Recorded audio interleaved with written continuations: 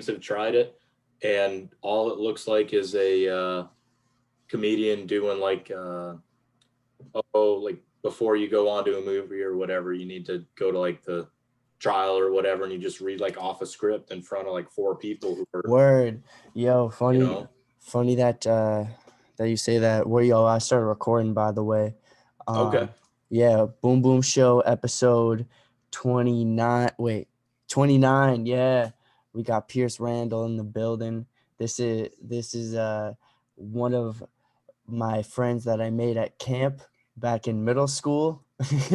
And we have stayed in touch since. It's good to have you here, man. It's Um, good to be here. It's been a long, been a yeah, long time. but before we're gonna get in what we're gonna talk about, I really want to talk about farming and stuff and like your perspective on it and mine as well, because I hold farming in very high regards, um, in terms of people on the totem pole that I'm like, thank you, like that's a real ass essential service, you know. Yeah. So Yeah, there's no 9 to 5 on it. You know, it's a lifestyle, and there's no on off switch, and lots of craziness everywhere in the world today. But yeah, man, dog. it's had its fair share thrown at it. You were talking about like driving comedy shows earlier, right? Yeah, I went to one a couple weeks ago, and it was kind of like that. It was this comedian Chris DiStefano. yeah. He's oh, dude, you know who he is? Chrissy I'm D. not too familiar. Yo, check out his podcast, History Hyenas. It's fucking hilarious. I'll plug that. But yeah, I went to the show. I'm a big fan. I'm like, fuck it. Like I'll go to a driving show. Like I'm just chilling in Sure. my car. The Is car's he a local tuned. guy? No, he's from New York. He's Okay. from like Queens Yeah. or something. Yeah. Yeah. But but yeah, so the radio was tuned or whatever. The first guy bombed. The first guy Yeah. bombed so bad. I felt really bad for him, and he was like a local dude, because it was kind of awkward, like not Yeah. really getting much audience Well, reaction. you But don't get you don't get the interaction with the crowd. You don't get to like hear when the joke hits, and like the audience needs to feed into that. It's a give and a take, and there are some states that are starting to open up and doing like the socially distanced shows. I know like Texas is doing some of that, but there's a lot of comedians even down there that they're saying it's just not the same because it's like half capacity, a third capacity, and how the hell do you try to control that? yeah, Can with ticket sales, but it's tough. And I don't know if he's from Queens, New York City, like that's going to be one of like the last spots to open up. The state's been good in some ways, depending on what side of the aisle you're on. But Jesus, they are like buttoning down, and I think it's going to get worse going into the fall. yeah, yeah, because like, oh, we'll be outside, not as much UV light. It's not the outside that like kills Yeah, the disease. It's the sunlight that does. And yeah. that's why a lot of people are I like I'm with how you feel about Halloween this year.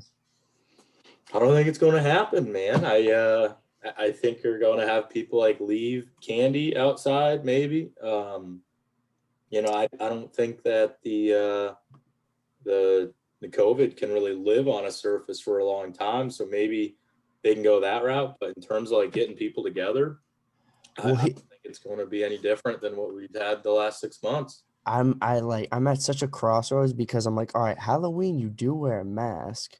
So Yeah, yeah, and that's true. I guess if you get people wearing masks, I had my old background from last episode. I forgot to change it. So I had to change it to stuffed baked potatoes. You know, love it. because you're like last I remembered, or last I saw via the internet, you was potato farming. Yeah, yeah, that probably came from northern Maine, probably in a rustic county spot. Yeah, dog. I Um, I peeped that. I was like, oh, dude, some New England potatoes. Hell yeah. yeah, Hell Maine's a yeah. big player in that game. Presque Isle, Caribou, like the county, it's a rustic county. It's like I think square miles wise, It's huge. it's like one of the largest counties in It's so big. 48. I wonder how many Rhode Islands you could fit inside of Maine. You could probably fit 2 or 3 Rhode Islands in the No, county. you could fit two, probably at least probably a dozen Oh, Rhode yeah. Islands in Maine. Oh, you said Oh, the in county. You said Maine? a county. You said like the county you was. Oh, my bad. Oh, yeah. Yeah. It's Yeah, no, and the Maine's huge, and there's very like low population. Like there's, I don't know, maybe in the whole county, which like we said is probably, in a lot of places bigger what county? You said than Rhode Rooster. Island. What's that? Did you say it was called Rooster County? A rustic. Oh, okay. Yeah, let me see. Oh, yo, while you're doing that, I think not think I know already. So one of the things I do, like I like this podcast has a theme song, and it's a fire theme song. It's crazy. So Ready, dude. I gotta make sure that like the vibes are right, before I give the people what Theme they song will need. do that. All right, so let's get it. Boom Boom Show. Pierce Randall in the motherfucking building.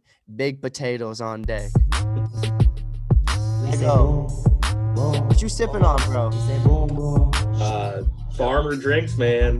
Bush Light. What you know about farmer drinks right here, son? We got that Mountain Dew. Fuck yeah, man.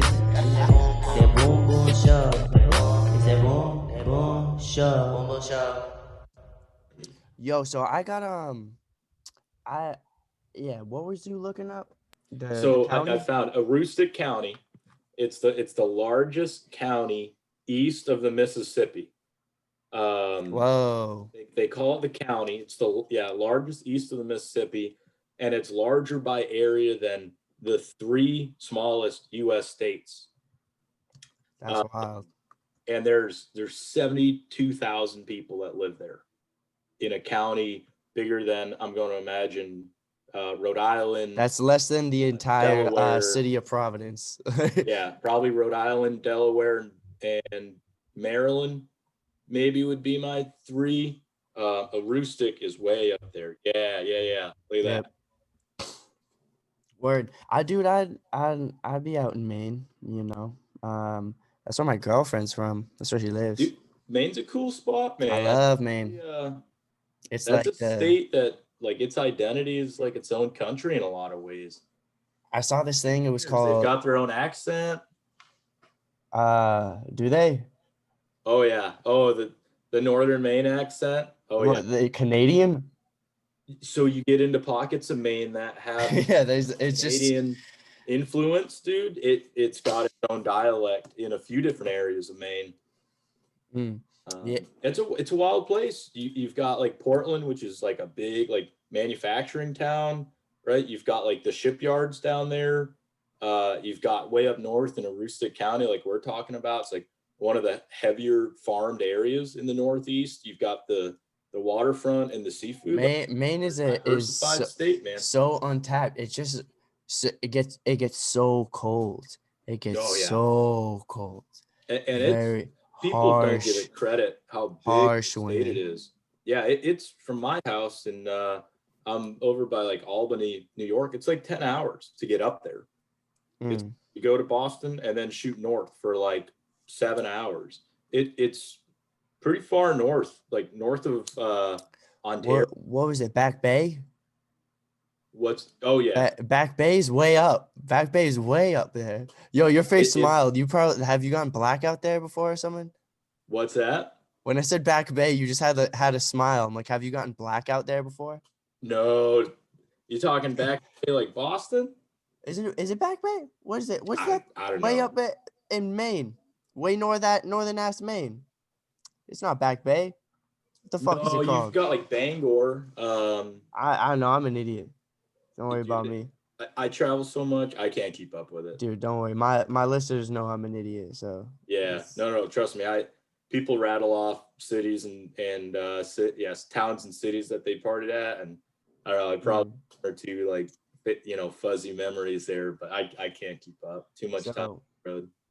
So I got a question. I remember back in the day, you and I had aspirations to be in the Marines. Clearly, I that didn't happen to me, and you don't know why.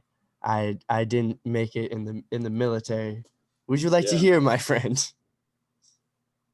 Yeah. Let's, So the most of the podcast listeners know, but I got arrested dead ass the year after you met me. I was in like 7th grade when I met you, yeah. and then I got arrested for on paper it's B&E, but Yeah. you're like, yeah, it'll happen. Yeah. um but yeah, man, it was just like my middle school was unlocked, and it was like summer, and we set off the silent alarm, Oh, and shit. they're like, dude, pistols ablazing, guns are drawn, bro, for real. Right. Yeah, and so that went on my juvenile record, and they were like, yeah, you can do couldn't do National Guard, couldn't do Army, couldn't do Marines. So I was like, all right, man. Like regardless, I was gonna go to college, but Yeah. I was like, how am I gonna pay for this shit? And Yeah. so the way I'm paying for it is I'm paying for it. Right. Yeah. It's crazy, man. You make, one mistake like that, and dude, this shit, it's amazing. Like you can look back in time and find these like pivotal moments. Mhm. Little tiny thing has such a huge impact, changes the whole direction. Yeah, I was glad it had. Better sometimes for worse, right? I mean, I wouldn't say I was glad it happened, but like I'm glad I'm not in the military, and I'm the first male in my family like ever to just live a full like civilian life. Just yeah. just chill. As long as like the draft doesn't happen, which it might. Right. It's looking like we're leading towards war times. I'm Jesus, fearing some it. days it feels like it. I'll Some tell days you. it feels like it. Yeah. Yeah, man. But yeah, dog. Freaking so you never went in the military, right? No, I didn't. I was like way into it growing up. I did the whole like JROTC thing, Mm-hmm. in the program they called like Sea Cadets, which was like Yeah. ROTC. Yeah, every Oh weekend yeah, freaking uniform I did boot Young camp. Marines and shit. Yeah, it's same thing as Young Marines. Yep. And no, I was dead set on it. And then I had a really influential wrestling coach that Pierce, I'm not going to let you. You need to. I'm going to make you go to school, and if you still want to go in after, you can go in, and they'll still pay you back for your college. So like, don't think you need to go military for the GI Bill. Like, go off to school first. Like, be a young man. Like, be a Live kid. life That instead of like, because like you really from the ages like 18 to like yeah. even still like I'm 25. Oh yeah. I still feel like I have some innocence. You know what I'm saying? Absolutely. Like, and to get thrown into combat at 19, imagine that. Yeah. No, it's Unreal. it's a, like you said, it's one of those like pivotal moments, right? Like you make that decision, you sign your name, you go off to boot camp, and like that's going to change who you are as a person. And I think there's a lot of good, that people get after going in the military. For me, my wrestling coach was, you're going to school, and then you can, if you still want to go in after, go He's in. like, yo, you're wrestling me if you go in the military. Please, coach, no tap. I tap, coach. He was a bad motherfucker, man. He was like, and he was a dude, like he was starting to get older. I'd say older dude. He beat the shit out of me. Yeah, I remember like our team saw each other at like a tournament once a year. Oh, some shit. I don't remember. Polanski, man. Aaron Polanski, he's a madman. And even like, Jesus, in the times, he was probably like mid to late 30s, and he beat the shit out of us. Like, yeah, like 16, 17, 18-year-old dudes, like thought we were on it, like in shape.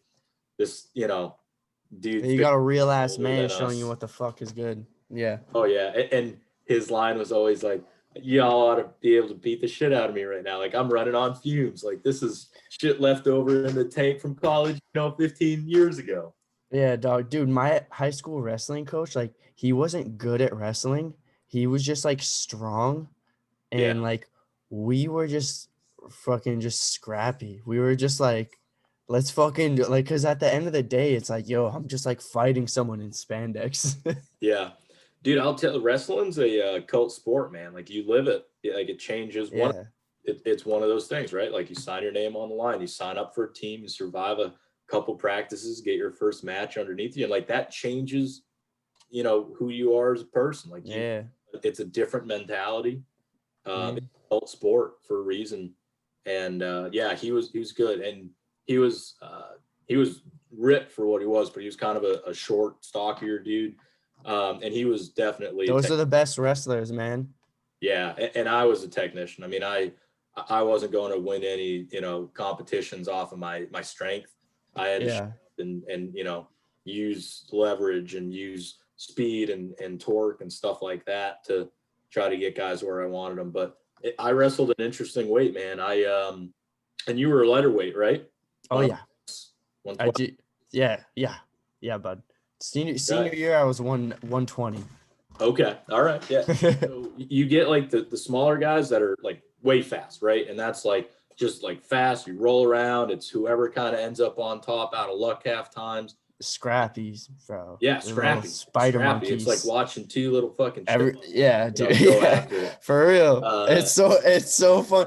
It's so funny when like the like two like savage 103s yeah. are going off and like everyone on the bench is like, yeah, yeah. Yeah. Just like Oh, it's like a it's fast cockfight, paced. bro. Yeah, it is. It It's is the just Tijuana like it. cockfight. Yeah, and then you compare that to like the heavyweight thing, which sorry, Final heavyweight score followers. is 2-1. A takedown and a stand up. Yeah, dude, we used to joke, and I'm sorry for whatever like heavyweight followers you have. It was like what Whatever. fat kid fell down first. Dude, Max will get like 20 views right now. They're like, we're chilling. We're Yeah. chilling, dog. and, um, and it whatever. literally though was like whatever fat kid falls down first, right? Like was going to lose. Oh yeah. Yeah. The bigger they Um, are, the harder they fall. But oh then, yeah, and once they go down, there's no getting up unless they survive, like a period. bro, did you ever see this They kid just back in the day, Brandon Battles? yeah, dude. Yeah, dude. I So bet you I can find him on Google. He was a no, so legend. I'm still I follow him. I don't talk to him often, but I still see him on Facebook. He's settled down. Oh yeah, he's a MMA, Yeah, he did right? MMA. He Oh went to shit. UConn, recruited for football. So this dude was like a Oh, freak. dude, this picture's about to bring you back. I found a picture of him in high school. This dude was Dude, a freak of the nature. coolest. Like he was that guy. Oh, he was in the Boston He Herald? had the battles tattoo. Where the fuck is he? Oh yeah, I need to move us. Oh yeah, he had battles tattooed on his back. Yeah. But Yeah. like everyone was like a fat chubby dude at heavyweight, and then there was this guy. Yeah. This guy, just a straight brute, man. And what is this? There he is. Wait, this is him at semi-pro football. Oh no, college football. He played But UConn. Oh yeah, he went to UConn. Dude, as good as he was on the wrestling mat, and the dude was a stud, he got recruited for a full. Just him as like a full ride. He had a football scholarship. Went off to school for a little bit. Got out of that. Focused on an MMA career. Oh yeah, shit. Yeah, he's a monster. But he was a rarity, right? Like there weren't many heavyweights that looked like him. No. You had a couple. Like Vic Avery, you remember him? It sounds familiar. What school? Vic Avery was a little bit older than Brandon. Brandon was, and Vic was a monster. That might have been before my time because I think it was like my sophomore junior year. Because you graduated 2012, right? Yeah. Yeah, I graduated 2013. Oh, okay. So yeah, it would have been. I think he graduated when I was like a freshman. He was like that. What school? Because what's so cool about wrestling is it's like people's names that like is what you remember and shit, and you just be hearing about motherfuckers. Well, because like no matter how good or bad your program's from, like you're still an independent athlete to an extent. And like he wrestled at Edinburgh in college. Yeah, bro. No, I heard like my homies and I was like that name sounds because I heard because I wrestled in college, at Rhode Island College D3. Oh, did you? Yeah. For three. Yeah, for 3 they had a decent program, right? Yeah. We was all right. It was just our coach was a turd bag. I got kicked off the team because I told him to not take his insecurities out on me and the team. And he was like, insecure, you want to see insecure? And just runs at me and like tries to beat me up, and like my coach is like just like held him back. Mind Yeah. mind Oh, you, like geez. he was like like at the time late 40, like mid late 40s, Yeah. a little shorter than me. Like he weighed more and Yeah. stuff, but when we would wrestle, I'd beat him because he was hurt. Sure. Yeah. he Yeah. was Because he was in his brittle. He 40s. was brittle. You know, but But yeah, wrestling, man, that was a cult sport. I really enjoyed that. yeah, dog. Yeah, man. Enough about wrestling, bro. I'll be talking about wrestling on the show. That's so funny how this shit came back. Dude, do you remember high school he was at? I'm Yeah. just so curious about this Vic Avery dude. Oh, was he Foxborough? Oh yeah, yeah. I'm like, dude, I'm pretty sure he was oh yeah, that's him at Foxborough. Oh shit, yeah. Was it? Yeah. Because I had some friends that went to Foxborough and they would talk about Vic Avery. I'm like, Yeah. no, why He does was a that name stud. ring a bell and shit? Yeah, he was a stud. And him and Brendan used to wrestle. I think it was like my freshman year, maybe, or sophomore year. I think Battles wrestled him at like the state championship match and lost, maybe. And Probably. I think Avery got hurt going into New England's, and Brendan placed like third in New England, Mm. um, or maybe second. But yeah, dude, you see a lot of the same names, and all those guys seem to be doing pretty good. But yeah, Dog, I was heated. One more thing about wrestling, I was heated, like my senior year, because my name wasn't on Mass Wrestling. Like I played dog, dead ass man. I placed 8th at all states, and because like my record or whatever, like they at the end of the day they're like, all right, the final results, and like it was bullshit. And like the kid who got first wasn't ranked first at the end. I'm like, bro, it should be the final results. yeah. SMDH. I wonder where some of those dudes that I wrestled against are. Like Avery and Battles, I still see every once in a while. But there were a couple of guys that like all 4 years we were like head to toe, man, back and forth on a lot of different tournaments, dual meets, sectionals. And it's funny, like you do the runaround with them. You'd win one time, they'd beat you the next, and Oh yeah, bro. And like be like, yo, like I hate you. And then like like by the end and shit, like you go through like, 3 years like wrestling the same dude and you're like, yeah, what's up, bro? We gonna duke it out. Or like yeah. he stays in a lower weight class and like you Oh yeah, and and then you you're and pissed because you won't bump up, or vice versa. or you're like, oh, thank God, dude. I'm like, Yeah, or like, yo, you're a pussy. Of course you're gonna fucking stay at. I'm like, of course you're gonna stay at a 103, you little bitch. yeah, I'm like, yeah. yo, Come on, be a man. dude, Get to the next weight. that was some freak shit. That was some freak shit. Like a 18-year-old, like who's supposed to be like 140 pounds, like just Yeah, eating hard cutting. candy, just Yeah, to be 103 pounds. I'm like, your parents don't care about you, or they just want you to be a winner. Or, that's crazy lifestyle. yeah, and No, you couldn't eat that stuffed baked potato behind you when you were on that diet. dude, Rick's wrestling this year, I guess. Like last I seen, like they were like having practice and stuff. I'm like, how you can like, Oh, yeah, dude, they're wrestling and shit, dude. Like it's just like it's easy like for me to like readjust, and this is just on a grand scheme, not just wrestling and like terms of live events, the capacity of things.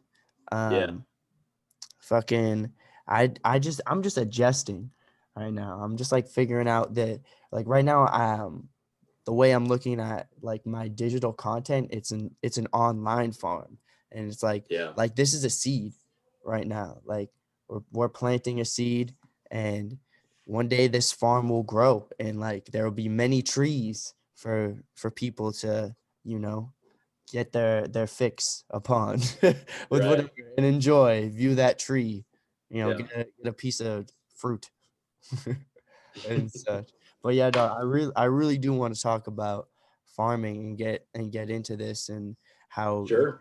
really got involved and into it, and yeah, and all that. Ask questions as we go. So let's start off with that. How'd you get into it, man?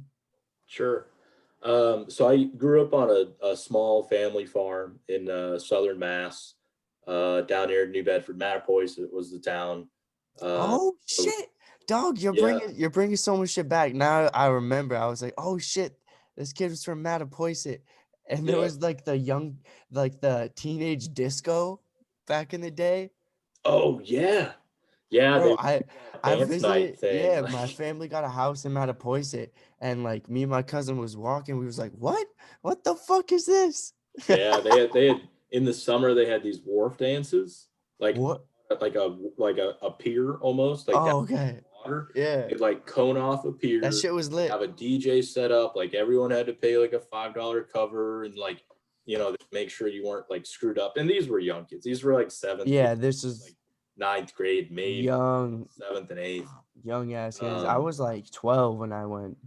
yeah, yeah. So that would have been the age, like 10 to 13, maybe. Yeah, it was the teenage disco, man. Yeah, dude, it was nuts. They did some pretty cool shit down there. That was an interesting town. So I Yeah, on a small family farm down there, which that's dope. there are not Ocean, yeah, it's an many ocean town. farms. What's that? It's an ocean town, right? Yeah, yeah, it's a waterfront town. We were Beautiful. the only farms left. Yeah, Been in the for a long, long time. But nice, dude. when I was in school growing up, until I went to high school, I was like the only farm kid. Like farm. Mm. And then for high school, I went to Bristol County Agricultural High School, which that's cool. That's over in Dighton, and that's like a vocational technical high school that all of the different majors focus around some aspect of agriculture. Mm.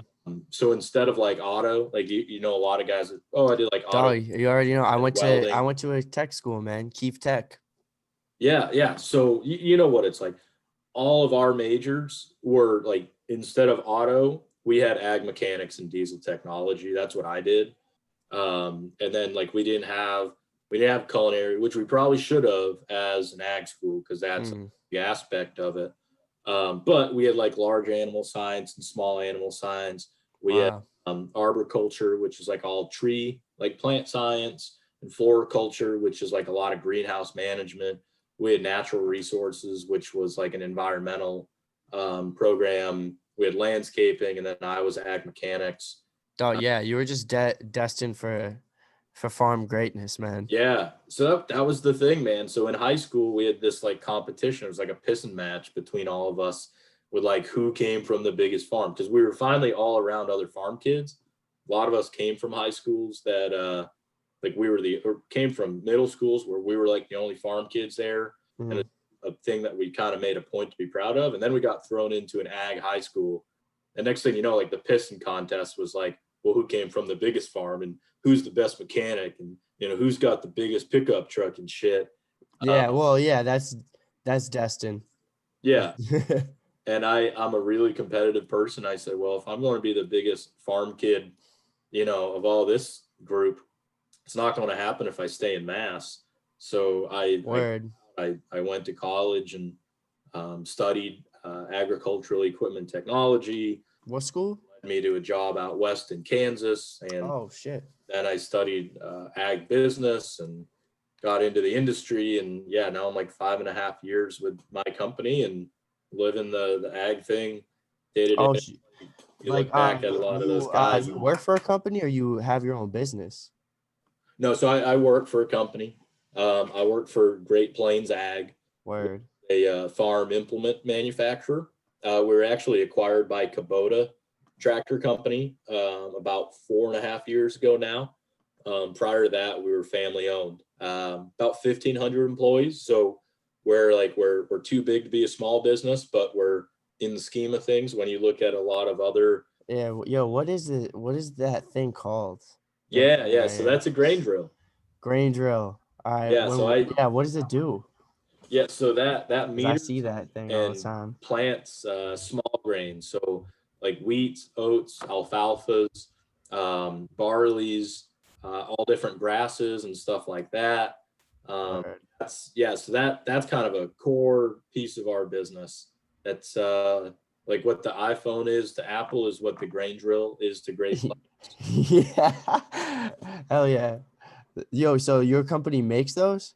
Yeah, we make them, Oh, and that's lit. a territory manager. So I work with the dealers across the Northeast, being New York and New England, um, just helping them, support the product, develop customer relationships, understand the product so they know how to sell it, to the farmers that are, ultimately our partner through this. So I work with 21 dealerships that sell that equipment. So the best way to explain it is So if anyone is listening to this right now and needs a grain drill, are you the guy that they should contact? I'm the guy, man. Reach out. I We'll talk. so if any listeners of the Boom Boom Show are interested in getting a nice piece of farm equipment, make sure you contact my guy Pierce. His Instagram will be in the link below, so just shoot him a DM. Gotta do. That's what we do. That's what this podcast is for, really, man. It's I really love it, man. to help my people and stuff. Someone's gonna check this out that doesn't know you and stuff, Yeah, and dude, that's it's a really what it's network. for. It's all a network, man. We're all, in it together, just trying to find people willing to help each other out. And And once again, dog, I sorry I keep cutting you off. I have a tendency to do that. I appreciate you taking the time to chat with me and shit. Cause I'm sure you gotta wake up early. What time you wake up? 5 a.m. oh man, it's all over. My job's pretty seasonal. There's some days when I'm up 5, 6 in the morning, getting on the road and traveling. And like right now, we're kind of rained out. Like there's not much going on in the field. So things kind of slow down. So, my office day starts at 8 o'clock. Yeah. So would you say there's like been a big increase like in like manufacturing for like with farm equipment during like the pandemic and stuff? Sure. So the manufacturing thing throughout this COVID has been like a challenge, and Yeah. Oh yeah. farm equipment or any type of product, right? Like plants, manufacturing plants typically have a lot of people right on top of each other. So there's a lot of places that like shut down right off the bat. Like we're not having people come in Yeah, I forgot. Like I remember socially hearing about distance. all these plants and shit shutting down. Yeah. Not Amazon, bro. I remember we was in there with the mask off, bro. 200 Yeah. deep. So and people, there's mixed emotion because so my company's based in central Kansas, and there's like we've got several manufacturing facilities, and like people were really pretty pissed off when we opened the plants up, because we're in agriculture. We were considered like an essential service, so we've been running throughout this whole thing, and that pissed a lot of people off. It's like, yo, y'all gotta eat. Yeah, and Like we offers us gotta eat. equipment to raise a crop and support what they're doing. At the very least, we need to be able to make parts so that if the stuff in the field breaks, those guys can keep going.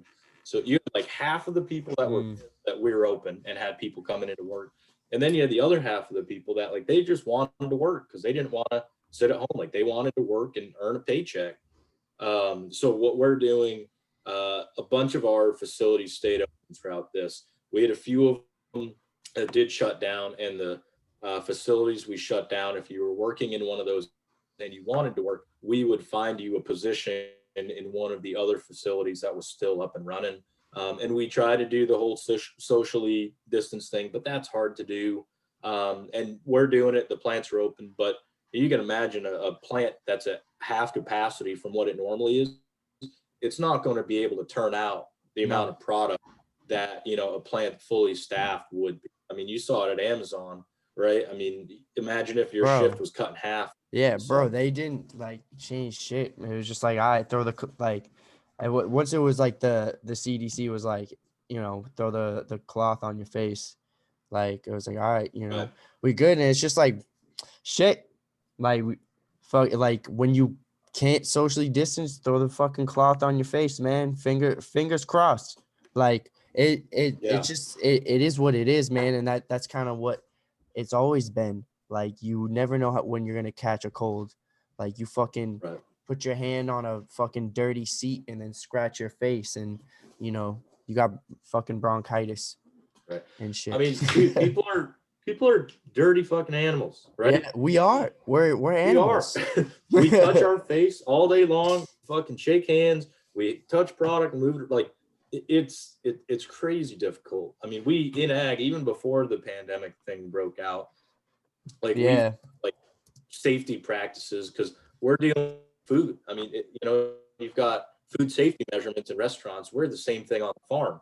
So most of the time, like when I go to visit dairies, if I'm going to walk into the milking parlor, I typically need to step into like a little pool of disinfectant, to not bring anything on and off these farms because animal contamination is that's a real concern. Yeah.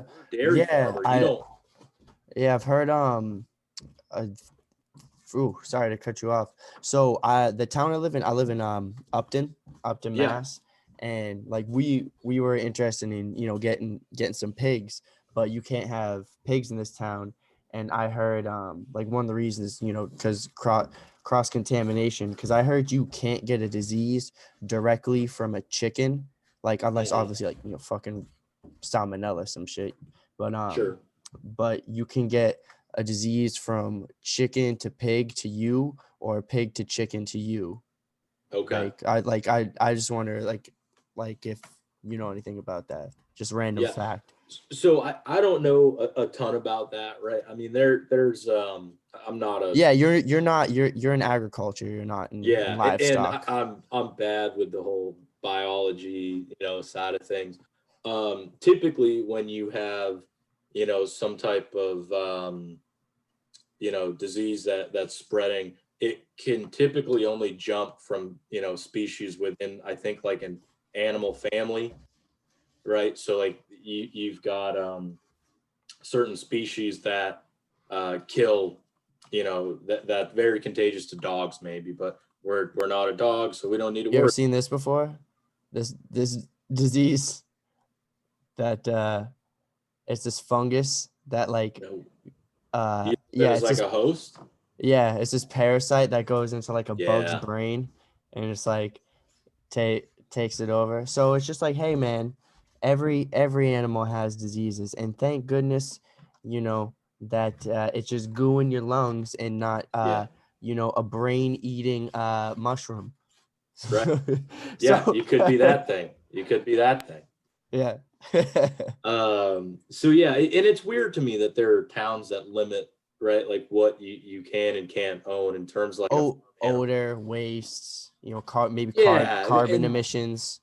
right. And the carbon emission is one thing if you're like farming intensive, right? You need to manage it. But if someone wants to have 5 chickens in the backyard, Oh, like that yeah, chickens. that's them driving to the gas store and back to pick up a carton of eggs is going to be more carbon emission than having a couple of chickens in the backyard. But you're right. There is concerns over the neighbors, and they get And out over anti-rooster the neighbor's towns. property. The towns like no roosters, Yeah, there's the whole zoning thing. no cocks allowed. Yeah, no cocks. We got a bunch of cock blocks. Yeah, dude, I have I think I have about 8 cocks. Okay. Yeah. Right. So there's another farm next door, horse farm. Hmm. Was it Stone Arbor Farm, Little Folk Farm? I think I don't know. Fuck, forget. I don't even know what the fuck my own neighbor's farm next door is called. But anyway, um, yeah. So they don't kill their animals, and Yeah. they'll get a rooster, and they'll be like, my dad's name is Bert. They'll be like, hey Bert, take this. We're like, all right, we'll take it. And we're like, all Yeah. right, we'll have a chicken killing day, and so we probably had about 5 roosters from them, and then we were given quote unquote sexed chicks, Chicks. right? Yeah. And we were wondering why our rooster, because one of the roosters they gave us, it was this it is this speckled, striped, like white and black, a beautiful bird. So we're like, all right, like, you're the one. And we put him in there. He's being so aggressive to the birds and shit. Just like, Yeah. Oh yeah. just fucking them up. Dude, And animals are nasty, and we're but animals. We're dog, I'm nasty, telling you, but the birds, story's got a twist. The story's got a twist. So not a I like rooster. I well, yeah, it turns out we had fucking 5 roosters in our batch of chicks. Cause one of he broke one of the we didn't know at the time, the rooster's neck. Like, there's this Yeah. rooster like in the corner where the eggs are. I'm like, is this bird laying an egg? He's just all like for like, I'm like, is All that messed what he up. looks like when he's just laying an egg? And Yeah. we're like, shit, man, I guess we gotta, take this guy out of his misery. And Yeah. we're looking at a few of these roosters. My pop's like, hey, hens don't have spurs like that, dude. Like a big one. We're like, oh shit, there's fucking, including the one we just killed, there's 5 roosters. No wonder why he was getting so aggressive, dude. So Yeah. that's why we have 8 roosters. And next week will be chicken sacrificing day. Oh And boy. Well, I wish you luck, man. Chickens are tough.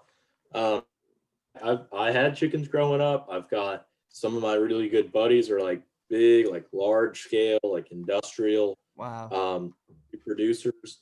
And man, so one of the big things with chickens right now is like the whole Yeah, cage free please movement, do tell me. right? Like you go to the store, you go to get eggs, and oh, cage free, Oh, free you know, range, free range. yeah, Yeah. free range, all this shit. And Um, what and the civilian, because like yeah, I can really like see both sides, because like yeah, we've only been farming now for 3 years. So yeah, like I can really see the civilian side and shit. So free range chicken, I'm imagining a chicken in a grassy field frolicking around and all right, that. But as you were gonna say, right. what is the standards for a free range chicken? Yeah, so you've got caged, chickens, which they keep them, kind of almost individual chickens that you'll have a couple dozen in a Yeah. cage, but like you try to isolate them, and um, people freak out because of the animal welfare aspect of it, and they think that an animal in a cage is not going to be able to move as much. They want natural access to sunlight and all this. Um, so the demand, the consumer has said they wanted cage-free products. Well, producers, right, we used to all have cage-free eggs 200 years ago because that's how all Yeah. the animals were. The problem is when you get into having, a couple dozen, even 8 chickens like you have, They uh, want to fuck you each get, other up. yeah, you get 8 birds They're living in a, dinosaurs. yeah, dude, they are, their brain is the size of a pencil eraser. I never, They've got, wow. spurs that are an inch to 2 inches long. Those things were bred to fight more than they were to think.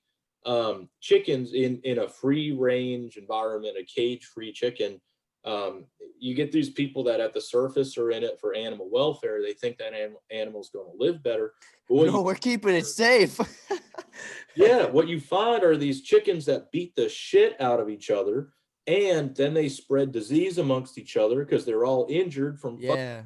and the quality of life for that bird is awful. And it takes a lot of room to have cage free.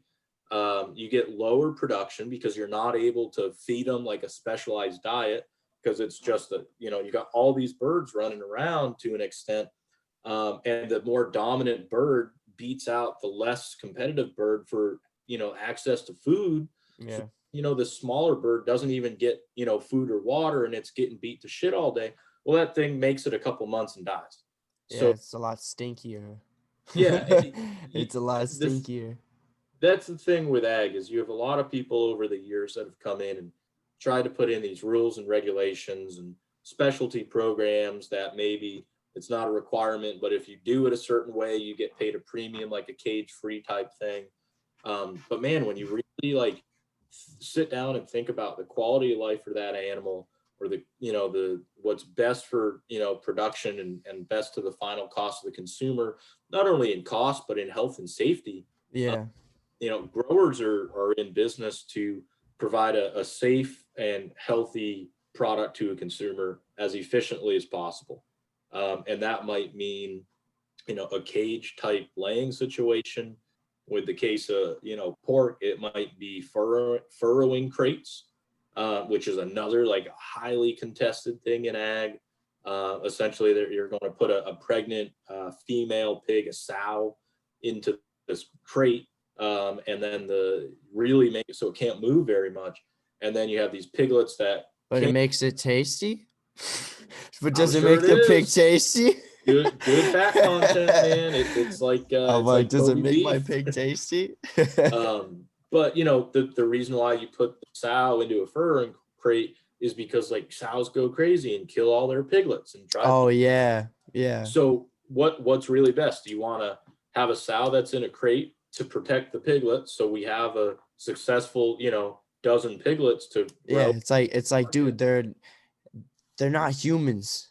No, like they're animals. Like there's a reason why, like, if you're being a pussy ass bitch, someone calls you a chicken, because no matter what, if that chicken is in a cage, in a open ass field, or or in like a cage, like a coop, like that. Yeah. That's what I have and shit.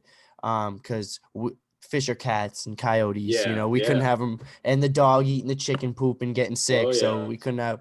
So even if it's running around the yard, a free bird, it's still scared 24/7. A chicken's always like, Right. yeah. And it's a very simple like dominance thing, right? Like they're all scared to death because and a chicken's like one of like, other than an insect, like about as low as you can get in the food chain, right? Like everything kills chickens. Yeah, they're And even within domesticated. chickens, like it's a simple, like the rooster is the boss, and the chickens themselves lay the eggs or whatnot, but there's still like a natural order of who's in charge and who's not, and that's challenged every day. I mean, you have two. That's why the pecking roosters. Order is used in our society as a term. It's a pecking order, and it's challenged every day. So you've got cage type laying situations. You've got furrowing crates with pigs. With cows, you've got the whole free range cow, pasture ranged cow, versus one that's more in a confined type feeding operation.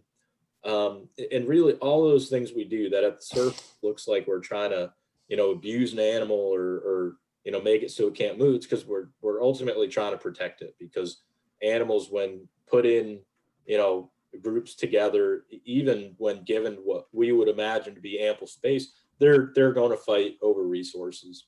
You can have 2 cows on 100 acres. The 2 cows are going to hang out all the time, and if they're going to fight over something, they're going to fight over something. So we reminds me try of to something very similar. Yeah. Sounds eerily similar. Yeah, Reminds me of the almost Gaza Strip. Yeah, almost like people. We've got this whole world to run around in and do whatever we want, and we don't want to live in the same area. And then we fight over the resources, and it happens country to country. It happens, within the same city. It's a crazy thing. True that, brother, man. But off of a livestock, that was really informational, bro. I fucking you changed my perspective a lot on this stuff, and I hope it did as well for some other people, because it seems like people like wanting, like another thing, like grass fed and stuff, grass fed beef, like it's just a cow eating hay. Like Right. it's like there's great that a grazing is when it's just eating right out the fucking dirt and stuff.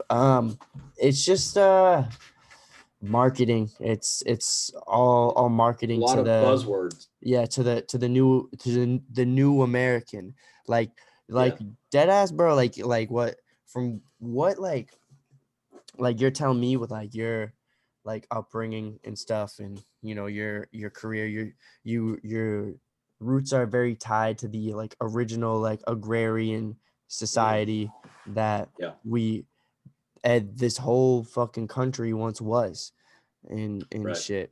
And It's interesting for me because I grew up on a small, like small family farm where we had a couple chickens, we had a couple cows, like small come and go. We'd kill one, we'd get another one. And yeah, very small, like you said, kind of the original like agrarian type production, yeah, man, growing our own subsistence shit, farming. trying to And take then as less stops to the store as possible. right. The whole, we're going to be self-sufficient. And COVID has brought a lot of that back into the Yeah, main market because people, all of a sudden the grocery store is out of stuff. People get scared and want to have their own. So I grew up in that type of farm. Then I went to school in upstate New York.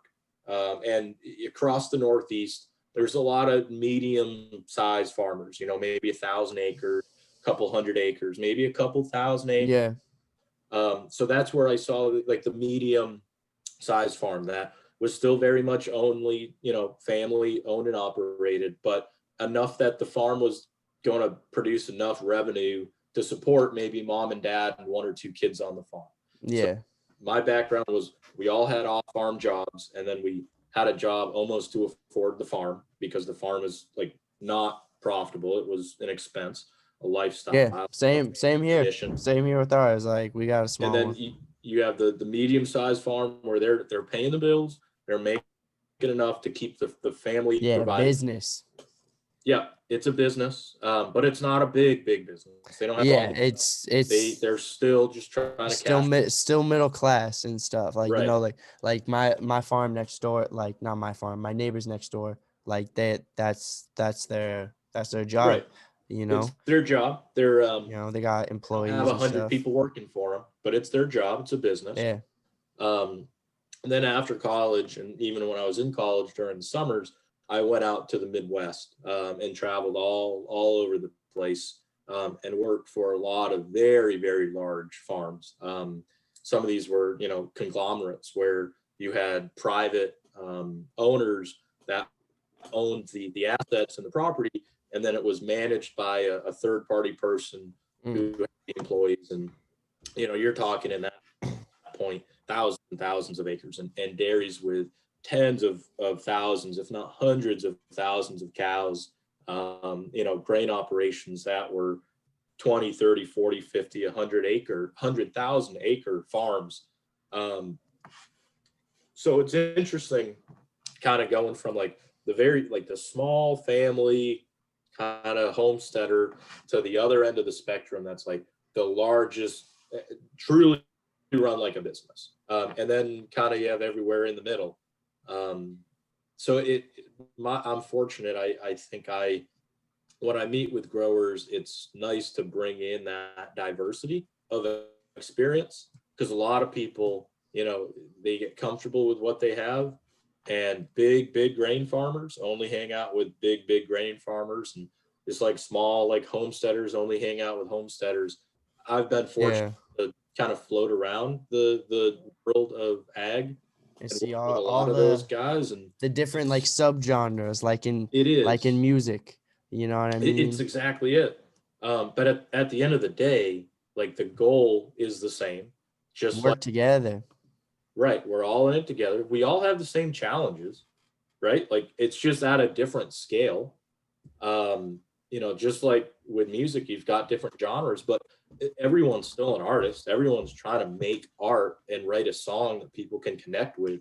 Ag is the same thing, right? Whether you're feeding one cow in your backyard or you're going to a feedlot with 50,000 black Angus out back that, you feed every day, your goal is provide that animal a safe and healthy environment to grow so that you can have a healthy and safe product to bring to consumers, which might be, in the case of a homesteader, might be a half a steer that you sell as part of a co-op, to three or four people, three or four families that are going to buy half a steer, and then it gets processed and they split all the meat up equally. Or the other end of the spectrum, a big, commercial grower, finished feeder operation that's shipping, 10, 20 truckloads of cattle a day to a processor to go to the commercial, beef operations that, like the Cargills, the ABSs of the world,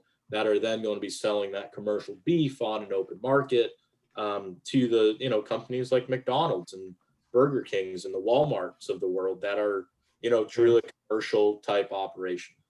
At the end of the day, the grower is there to provide a healthy product to the consumer at an affordable price. Because if you can do that, that's how you make it to the next day. Yeah, no, I feel you. Like our goal here is like just step by step, just trying to be like as self-sufficient as possible. Like we last year and this year, dude, we tried to do corn, and that was the fail. Corn's hard, huh? Yeah. Yeah, bro. So you need like an acre, like at least a half acre, huh? Yeah. Like, yeah, what you know about corn? A lot of people in this country, whether it's just like the everyday consumer or like a politician, like God forbid, Lord knows, lots of them, they're trying to Everyone's a dictate. politician now, man. Yeah. Oh yeah. Everyone's a politician and a journalist and a podcaster and Right. everyone Yeah. and a rapper, bro. Yeah. Yeah. And a stand-up comedian, or Dog, I've done stand-up, bro. Dog, I was doing right. stand-up and then the pandemic happened. Dead Yeah. ass, bro. Well, you ought to have plenty of good content after this thing. Bro, I haven't written shit. Like I've written like a few things here and there, Yeah. but I'm just like whatever. I'm working on. We'll veer off farming for a second, but I'm working on. I have this premise right now, and it's about how, we'll hold up. How do I phrase this properly? Because it is grotesque and offensive. Women will never have equal rights because it's not fair how all they get is a penis, a finger, and a tongue, and we get the mouth, the pussy, and the butthole. You ought to have plenty of good content.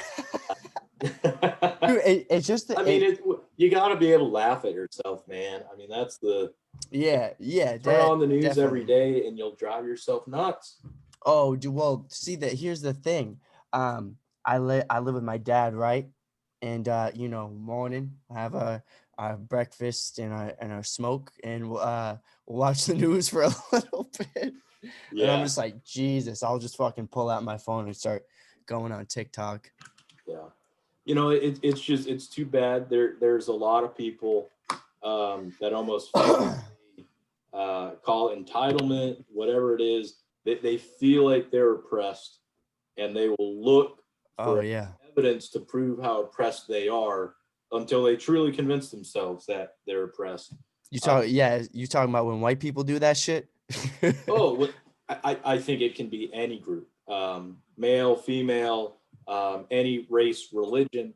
I had one of my favorite quotes is the man that tells himself that he can, and the man that tells himself that he can't. Oh no, I said that wrong. Whether a man tells himself he can or he tells himself he can't, he's right. And when you think about it, you tell yourself you're going to get it done. You're going to find a way to get it done. You tell yourself that there's no way this is possible, and it's not going to be possible. And I think there's a lot of legitimate, genuine issues in this country that need to be addressed. I feel like there's a lot of people that take that and use it to their advantage, both as the oppressor and as the victim, to become more of a victim than they really are, or as an oppressor to be more of an oppressor than really anyone needs or should want to be. Whatever truth you want to find, if you look hard enough, you'll find. That's the challenge. And Jesus, every time you turn the news on, you find people that they want to be in the news either as the oppressor or the oppressed, right? We won or we lost. There's no one that gets on the news and says, well, we had a pretty good day. It was like so. It's either this is the best day ever, the stock market was great, we're winning this. Oh yeah, every day new high for coronavirus. Well, obviously, right. Or on the other end, it's oh my God, this is the worst day ever. The stock market crashed. COVID's going on. Unemployment's high. Like, consumer debt is at an all-time. You can find whatever evidence you want to find if you look hard enough. And a lot of these news agencies have enough people on staff researching shit that they'll find whatever they want. So I do feel like we have an issue with, the media and how this stuff's presented. Yeah, because it's so consolidated, man. We get all our news from 3 or 4 sources. Yeah, these media, they're all in it to gain something. Yeah, to gain money. It's to do whatever it takes to keep you drawn on it for the longest. Because just think about it, like, like when you're on the, but before this shit, when you would watch the news, they'd have, all right, yo, the war in Iraq, there was a murder. Here's the weather, and here's this puppy that just got adopted. We'll be back. Oh, all right.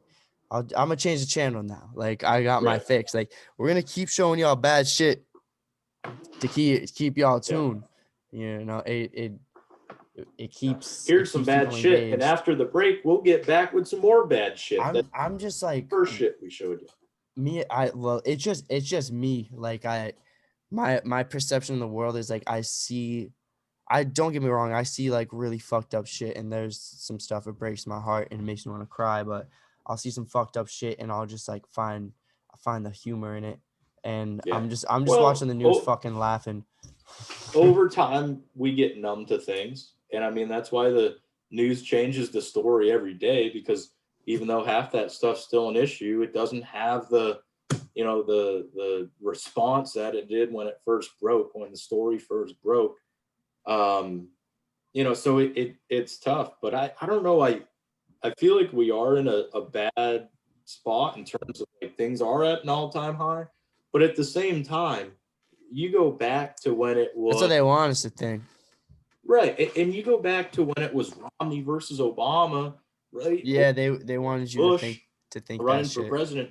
Every election cycle, the story is, this is the most important election of our lifetime. They're saying it about this election cycle. They said it about the last one. They said it about the one before that, and they're going to say it about the next one. Well, it's a very profitable year. Like, it is. Capitalism and democracy aren't the same thing, Yeah. And well, I'm a free market guy. I studied business and econ and went through that thing, and the fault of an efficient market, right? Like economic speak is a free market is when you have an educated producer and an educated consumer that make a rational decision. That's like textbook definition. Yeah. We're human. I'm like, oh, that's a great theory. Yeah, the problem is we're human and we're not rational. We're like the least rational animal in the planet, because we tell ourselves things completely beyond what reality is. Yeah, it's like you want an uneducated consumer. Like, well, that's what we've turned. And it's not so much an educated versus an uneducated consumer. It's a consumer that's educated in the things that I want them to be educated in. Yeah. That's what's going to push them to my side. It's not so much that I truly make a better product. It's that the consumer only knows about the thing that makes my product better. They don't know about the thing that makes it worse in some situation. If all I do is educate them on how much better my product is, then they're going to choose me. Well, the competitor's doing the same thing. So now it comes down to who's better at educating, and they're not really teaching the truth. They're teaching their side of the truth to an extent. And that's all of a sudden going to be the winner, right? You can have two products that are almost identical. If one company is really good at marketing and the other company's not, traditionally, the one that's better at marketing is going to be the one that's going to get the sale. A truly educated consumer, an unbiased, educated, rational consumer, if the products are identical, they're just going to buy whatever one's cheaper because it has more utility, is what they call it. But that's the problem with politics. That's the problem with a lot of things in this country is we don't have a true educated consumer, educated, cohort, right? The people amongst us, they're not viewing the news as an unbiased source anymore and hearing the whole story. Or they're not viewing the news at all and just like going off a article headline, because people were like, fuck the news, and went to social media. Right. And then the news got into social media because they're like, oh shit, this is where Right. everyone Well, and is. all of a sudden, social media got into the news. Yeah. Social media It's a is the news now. And right. like it so like you were saying before we started the pod, like you listen to Rogan, and like they say like 80% of the tweets out there are made by like 3%. Bots. Well, no, 3%. Oh yeah, of like the users on Twitter. Right. And it's like 1 out of 12 people are on Twitter or something. Like do you have Twitter? I do. Do you use it? I do a little bit. Okay. If I can find it, I definitely have it. I'm active on everything. On trust me, like early November, I'm not gonna be on social media that much. I'm not gonna. I was talking with my pops today. I was like, because we were listening to NPR, and we were talking about the election. I was like, hey, on November 3rd, I don't know about you, but I don't plan on watching the election results. He's like, yeah, neither do I. We'll figure that out in the morning. Yeah. So I am definitely on Twitter. My handle is my first name, my last name. That's Pierce Randall AG Ag. I got real creative there. Word. I I'll always kind give of you a laughed and follow. said, for a guy in agriculture, it works. Someday, if I ever want to run for like attorney general, I already have the handle figured out. I'm doing a podcast. I'll see you. I'll be up soon. My dad's calling me for food, so we're gonna have to end this in a bit. Oh, don't have to wrap it up. But we don't have to wrap it up I had right dinner now. early before I came up here, man. Just to get to the ag thing. For dinner tonight, it was fucking awesome. Well, yeah, what'd you have for dinner? I had fresh duck that I literally shot yesterday. Mallard duck. Got 2 of them with a couple buddies, two drakes and a hen. That's the other resurgence. Maybe I'll come back later on and we can talk about like the hunting, fishing. I would love to.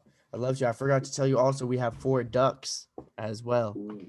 Yeah, so I like duck. I had Canada goose for the first time in a long time this year. How was it?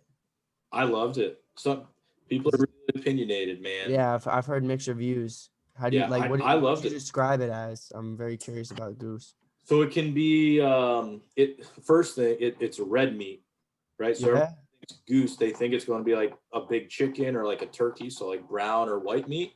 It's a red meat. It looks like a steak. And I loved it. It can be a little tough, can be a little gamey. It's kind of oily a little bit.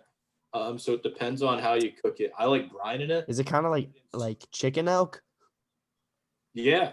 I was like, it's it's the steak of the sky, you could call it. The steak of the sky, huh? Yeah. I like brining it.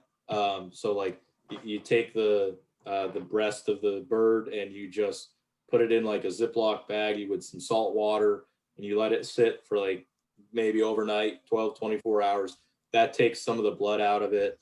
The salt starts to tenderize the meat a little bit, makes it a little more tender, a little bit less gamey, less kind of wildlifey. So for the person that doesn't eat a lot of wild game, it's a little bit more like they're probably accustomed to. If that's your first time having wild game, you're in for a surprise. Oh no, I grew up on wild game. I was saying goose. Oh yeah. Yeah. Oh, just the tip of the iceberg, man. I mean, the wild game thing, like, well, ag is definitely a topic that we can talk about for hours and hours. Hunting, like hunting, fishing, wild game thing. That's just what you like to do for fun. Like ag's just that's your career. And they're both in the same, man. Oh yeah, like you really love what you do, man. That it's awesome. I'm jealous. I'm unemployed right now. Like this is what I want to do, essentially. But dude, it's gonna happen, man. You gotta step. You gotta as my college. I'm kind of a K-State guy, Kansas State. We've got Coach Kleiman. Oh, that's where you went. Shout out Paul for Kansas State Wildcats.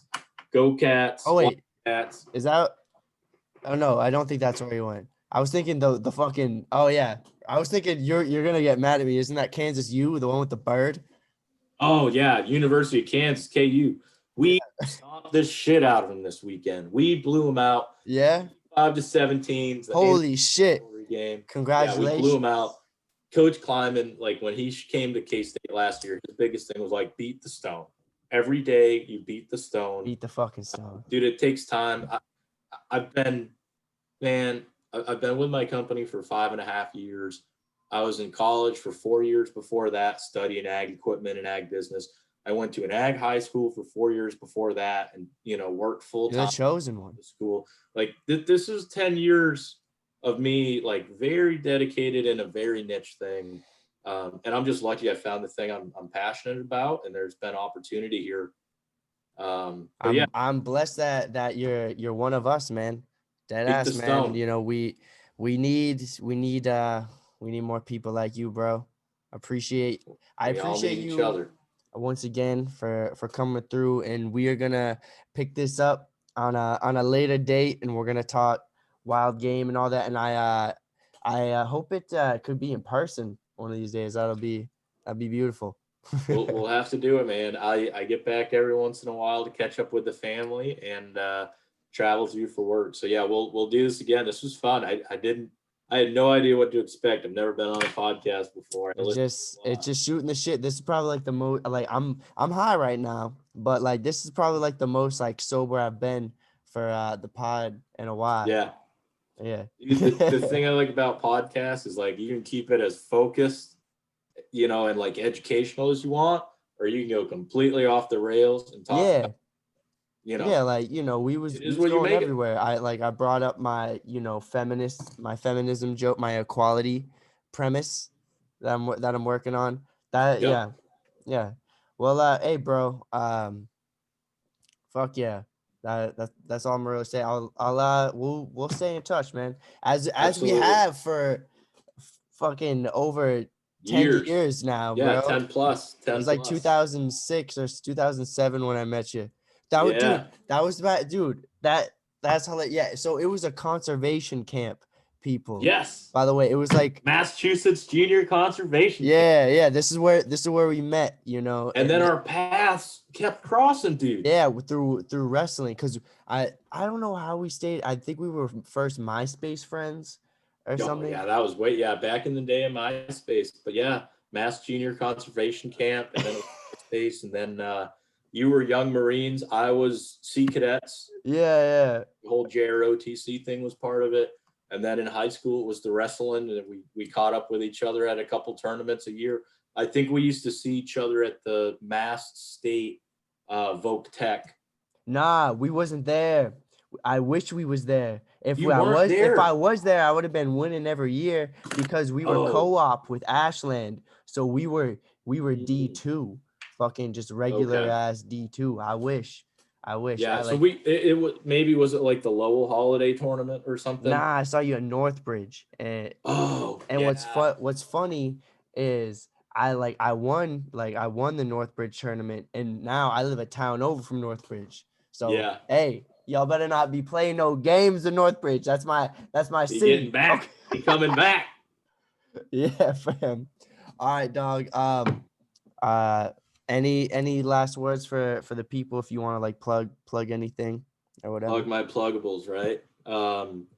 No, thanks for listening. I've never done this before.